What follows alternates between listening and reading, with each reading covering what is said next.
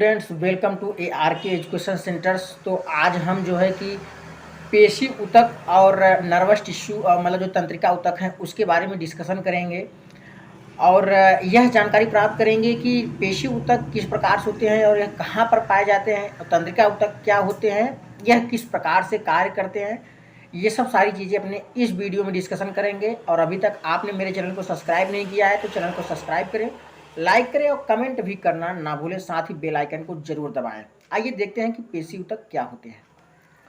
तो पेशी ऊतक अनेक लंबे बेलनाकार तंतुओं मतलब रेशों से बना होता है जो समांतर पंक्ति से सजे होते हैं, मतलब एक समांतर क्रम में लगे होते हैं।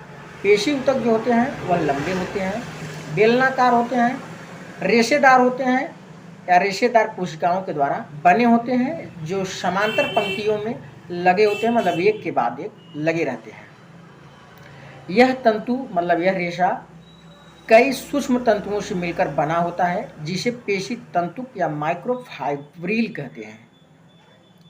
जो तंतु कोशिकाएं होती हैं, जो तंतु ऊतक होते हैं, जंतु रेशेदार कोशिकाएं होती हैं और कई प्रकार के तंतुओं से मिलकर के या रेशाओं से मिलकर के बने होते हैं। इन्हीं पेशी तंतु को जो ये रेशे होते हैं जो तंतुओं से सूक्ष्म तंतुओं से या सूक्ष्म मतलब छोटे छोटे रेशों से बने होते हैं, इन्हीं रेशों को पेशी तंतु कहा जाता है। पेशी तंतु की अंग्रेजी माइक्रोफाइब्रिल होती है।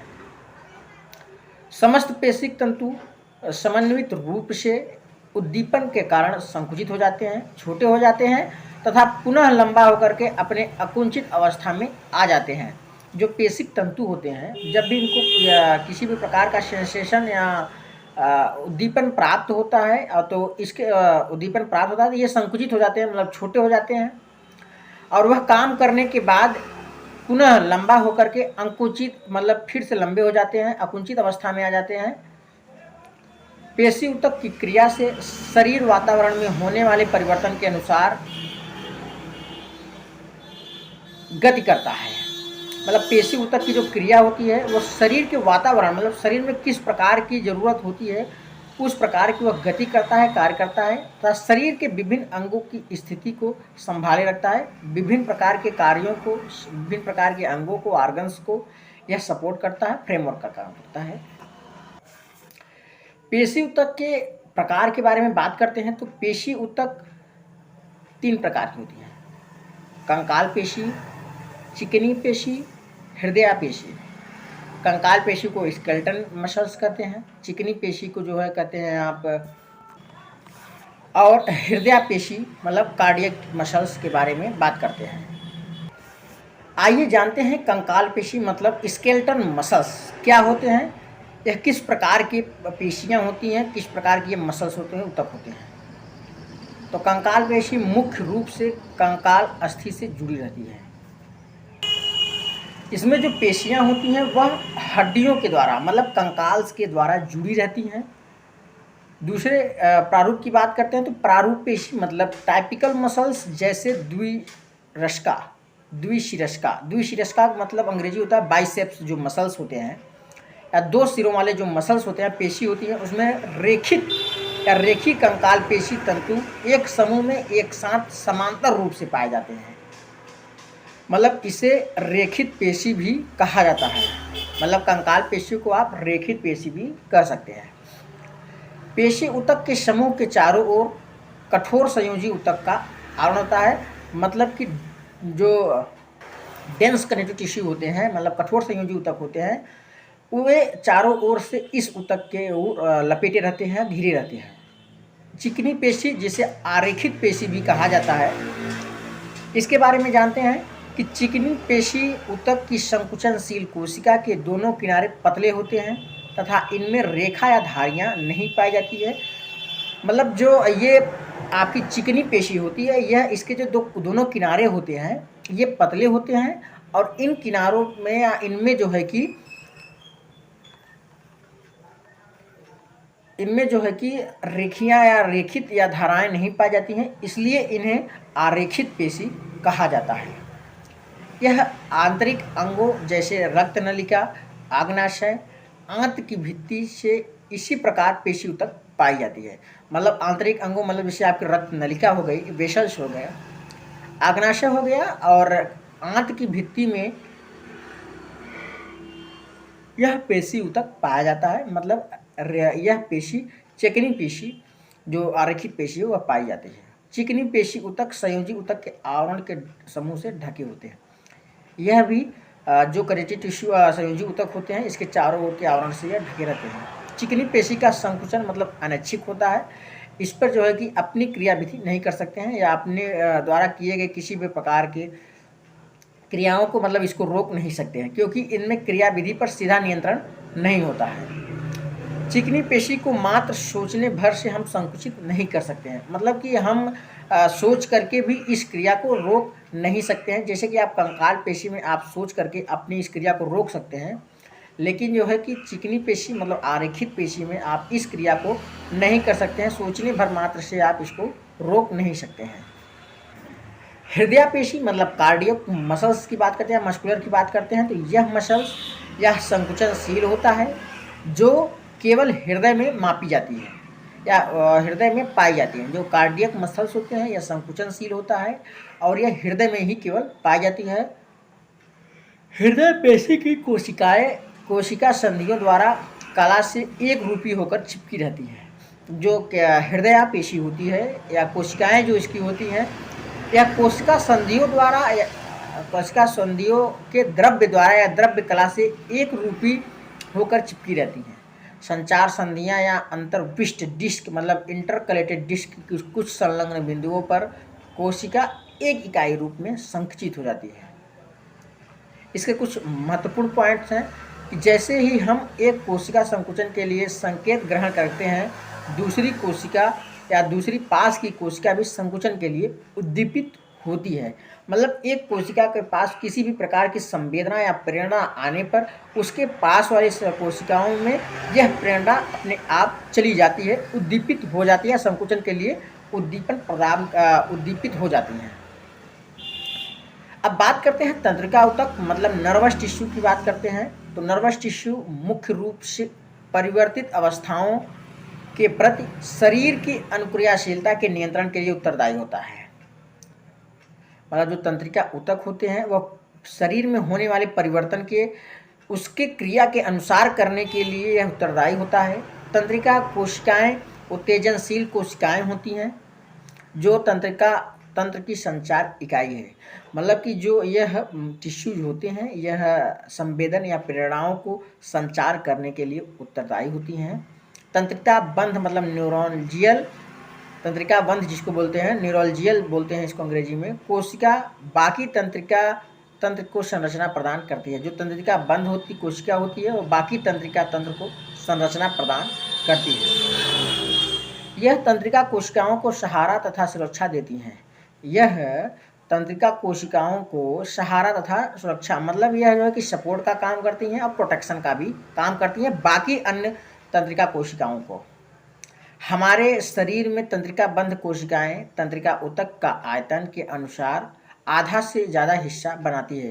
मतलब जो तंत्रिका बंध की जो कोशिकाएं होती हैं वह ऊतक आयतन के अनुसार आधा से ज़्यादा हिस्सा केवल तंत्रिका बंध के द्वारा बनता है। जब एक तंत्रिका कोशिका को उपयुक्त रूप से उद्दीपित किया जाता है, जब मतलब एक तंत्रिका कोशिका ऊतक को या उपयुक्त रूप से उद्दीपित किया जाता है, यह वह स्वयं होती है तो विभिन्न वैद्युत परिवर्तन उत्पन्न होता है। मतलब जब इसको उद्दीपित किया जाता है या इसको प्रेरणा दी जाती है या संवेदना किसी प्रकार की मिलती है या यह जब किसी अपने तरीके से ही उद्दीपित हो जाता है तो इसमें वैद्युत प्रवाह होता है जो बहुत तेजी से कोशिका झिल्लियों पर गमन करता है, कोशिका भित्तियों पर जल्दी जल्दी चलता है। तंत्रिका कोशिका जब उत्तेजित होती है तब विभव परिवर्तन तंत्रिका कोशिका के अंतिम छोर पर पहुंचता है तथा आसपास की तंत्रिक कोशिकाओं एवं अन्य कोशिकाओं को या तो उद्दीपित करता है या उन्हें उद्दीपित होने से रोकता है। जब इसमें वैद्युत प्रवाह होने लगता है, इसका मतलब है कि जब उसमें वैद्युत प्रवाह होने लगता है या किसी भी प्रकार की तंत्रिका संवेदना के पाने के बाद जब तंत्रिका कोशिकाओं में उद्दीपन होना स्टार्ट होता है तो यह उद्दीपन जो है कि विभव परिवर्तन तंत्रिका कोशिका के अंतिम छोर पर पहुंच जाते हैं और वहां पर उचित तंत्रिका कोशिकाओं या अन्य कोशिकाओं को यह उद्दीपित करता है या उद्दीपन होने से रोकता है। शारीरिक संगठन के इस चैप्टर में या जंतुओं के शारीरिक संगठन के इस चैप्टर में कुछ और भी जीवों के बारे में विकास क्रम को समझाया गया है, जिसमें केचुआ मतलब अर्थवर्म, तिलचट्टा मतलब कॉकरोच, और तीसरा आपका आता है फ्रॉग मतलब मेंढक। तो केचुए का आपके बारे में बताते हैं कि केचुआ का विकासीय क्रम, इसके मॉर्फोलॉजी, इसका सिस्टेमिक पोजीशन, मॉर्फोलॉजी और एनाटॉमिक्स की बात करते हैं। इसमें किस प्रकार की कैसी या कौन कौन सी आर्गन या आर्गन सिस्टम्स इसमें पाए जाते हैं। तो केचुए के पहले सिस्टेमिक पोजीशन के बारे में जानते हैं कि इसका जो किंगडम होता है, जगत जो होता है वो एनिमेलिया है। इसका जो फाइलम मतलब संघ जो होता है वो एनिलिडा है। क्लास इसका जो वर्ग है जो ऑलिगोकीटा है। ऑर्डर इसका जो गण है ये ऑफिस्टोफोरा है। फैमिली इसका मेगा स्क्लेसाइडी है। और इसके जीनस की बात करते हैं फेरेटिमा, और स्पीसीज की बात करते हैं पोस्टुमा। हैबिटेट की बात करते हैं वास स्थान, तो यह नम मिट्टी की ऊपरी सतह, दिन के समय जमीन के अंदर तथा जमीन के अंदर बिल में, तथा मिट्टी को छेद कर या निगल कर रहते हैं या बनाते हैं। इसका जो रंग रूप होता है या केचुए लाल भूरे रंग के स्थलीय प्राणी होते हैं। इसकी मार्फोलॉजी की बात करते हैं मतलब आकार की बात करते हैं, तो इनका शरीर लंबा लगभग 100 से 200 या 120 खंडों या समखंडों या मेटामेरिकली या मेटामेरस में बटा होता है। पृष्ठ तल पर एक जोड़ी गहरी मध्य रेखा मतलब पृष्ठ रक्तवाहिका दिखाई देती है। अधर तल पर जनन छिद्र पाए जाते हैं, जिससे कि यह पृष्ठ तल से विभेदित किया जा सकता है। शरीर के अग्रभाग पर मुख एवं पुरोमुख मतलब प्रोस्टोमियम पाए जाते हैं। प्रोस्टोमियम यानी पुरोमुख जिसको बोलते हैं, एक पॉली मतलब लूब होती है जो मुख को ढकने वाली एक फाननुमा संरचना बनाती है। मतलब मुख और प्रोस्टोमियम पाए जाते हैं। जो प्रोस्टोमियम जो है माउथ को कवर करने का काम करती है, और एक यह जो कवरिंग होती है यह फाननुमा संरचना द्वारा ढकती हैं। तो यह फान मृदा दरारों को खोद कर या खोल कर उसमें रेंगने में या रेंग कर जाने में मदद करती है। पुरोखमुख मतलब प्रोस्टोमियम एक संवेदी संरचना होता है। शरीर का पहला खंड परितुंड मतलब पेरिस्टोमियम में मुख पाया जाता है, जिसे बक्कल सेगमेंट भी कहते हैं। एक परिपक्व कृमि में एक चौड़ी ग्रंथिल कोशिकाएं पाई जाती हैं। यह कोशिकाएं 14वें खंड से लेकर के 16वें खंड तक को घेरे रहती हैं। इस भाग को जो है पर्याणिक या क्लैटिलम कहते हैं। इसके आधार पर क्लैटिलम के आधार पर केचुए के 3 भागों में बांटा गया है। पहला आपका आता है प्री क्लैटिलम, दूसरा आता है आपका क्लैटिलम, तीसरा आपका आता है पोस्ट क्लैटिलम। फिगर में आप देख सकते हैं कि किस तरह से peristomium, ring of setae, prostomium, peristomium, clitellum, mouth opening, metamerism या मेटामरीज या जेनाइटल पार्ट्स जो आपके दिखाई दे रहे हैं, ये सब आपको फिगर में आप देख सकते हैं। डार्सल व्यू है, वेंट्रल व्यू है तथा lateral view of the mouth, ये सब सारी चीज़ें आप देख सकते हैं। तो 5वें से 9वें खंड के अंतरखंडी भाग में खांचों पर अधर मतलब नीचे की ओर, पार्श्व मतलब सामने की ओर 4 जोड़ी शुक्र कोशिकाएं पाई जाती हैं या रंध्र उपस्थित होते हैं। एकल मादा जनन छिद्र जो कि 14वें खंड पर उपस्थित होता है, और एक जोड़ी नर जनन छिद्र 18वें खंड पर पार्श्व में अधर तल पर स्थित रहता है। अधर तल लगभग संपूर्ण शरीर पर बहुत से छोटे छोटे छिद्र पाए जाते हैं, जिन्हें वृक्कक रंध्र कहते हैं या नेफ्रोडिया होल्स कहते हैं या नेफ्रेडिया नोड्स। इसी छिद्रों के सहारे पर उत्सर्जित पदार्थों को शरीर से बाहर निकाला जाता है। शरीर का प्रथम, अंतिम तथा पर्यायिक खंडों को छोड़कर सभी खंडे यस आकार के सूप मतलब सीठी पाए जाते हैं, जो प्रत्येक खंड के मध्य में स्थित उपकला गर्त में धंसे रहते हैं। यह सूप फैल तथा सिकुड़ सकते हैं और गति के लिए यह सहायता प्रदान करते हैं। केचुए के एनाटॉमी की बात करते हैं मतलब आंतरिक आकार की बात करते हैं, तो केचुए का शरीर एक पतली अकोशिकीय परत से ढका रहता है, जिसे उपत्वचा कहते हैं। केचुए का जो शरीर होता है एक पतली अकोशिकीय परत से ढका रहता है, और इस अकोशिकीय परत को उपत्वचा कहते हैं। उपत्वचा के नीचे अधिचर्म पाया जाता है, जो 2 पेशी मतलब गोलाकार तथा लंबवत परतें तथा सबसे अंदर की ओर देहगुही उपकला तक पाई जाती है। अधिचर्म स्तंभाकार उपकला उत्तक कोशिकाओं के एक स्तर का बना होता है, जिसे अन्य प्रकार की कोशिकाओं जैसे स्रावी ग्रंथीय कोशिकाएं भी सम्मिलित होती हैं। केंचुए के डाइजेस्टिव सिस्टम्स की बात करते हैं जो इम्पोर्टेंट है, तो इसके बारे में हम अपने अगले वीडियो में डिस्कशन करेंगे।